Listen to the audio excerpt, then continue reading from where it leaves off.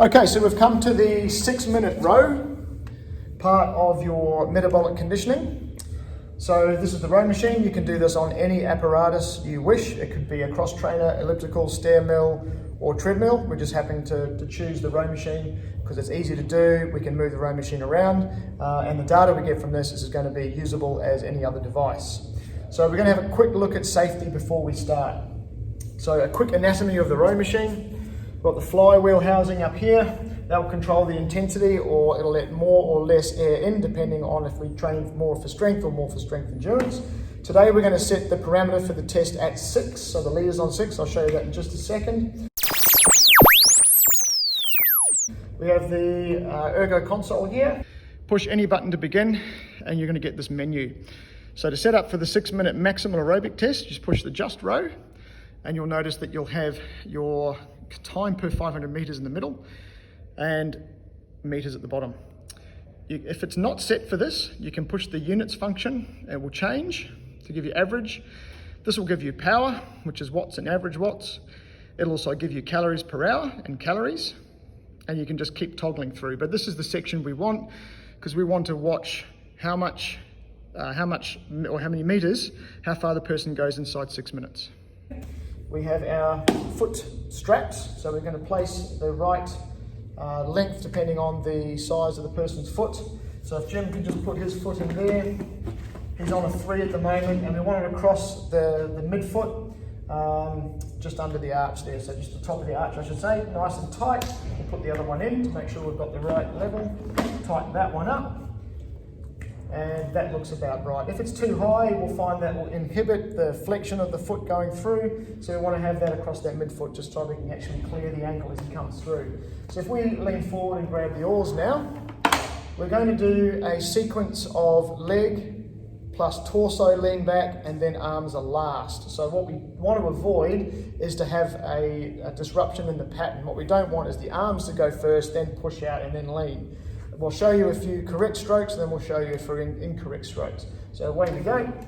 You'll notice we're driving with the legs first. We're slightly leaning back and pausing before we go back in and reverse the process. Alright, so if we, what we call chop our range, if we end up with not extending our legs fully, we end up then flexing forward the hip, and you'll see that makes it a lot harder because you have to work harder to get more wattage on the row machine. So we want full leg extension, only a tiny soft knee, lean back, and the last thing we do is pull with the arms. Okay, so I'm going to introduce you to the console now. And what we can see here, we've got the settings. It's set for time per 500 meters, so that's a split time. Okay, so we've just adjusted the units now, so it will show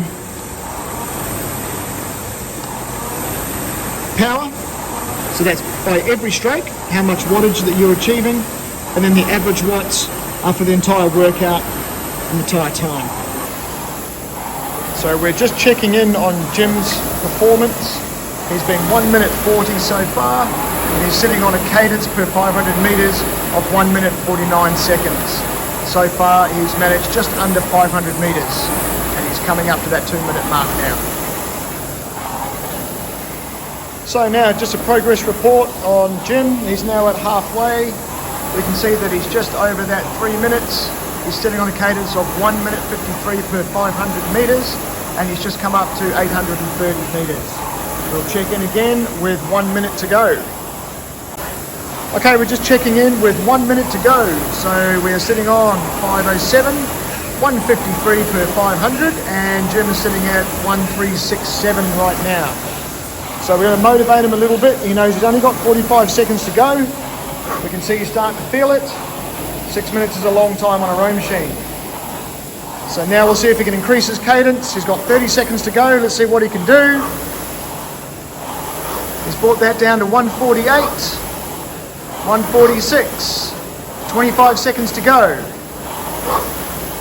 We're looking for that maximum distance. Now he's starting to speed up. He's inside the last 15 seconds.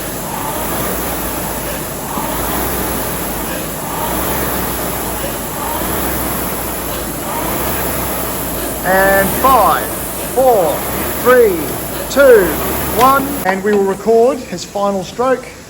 Now that he's stopped, it will settle on 1617. So even though at 6:05 his last stroke was exactly on 6, therefore 1617 is the score that we use for his data. And he's not feeling very well. And basically that's what we should be feeling like, guys. It's a maximal test.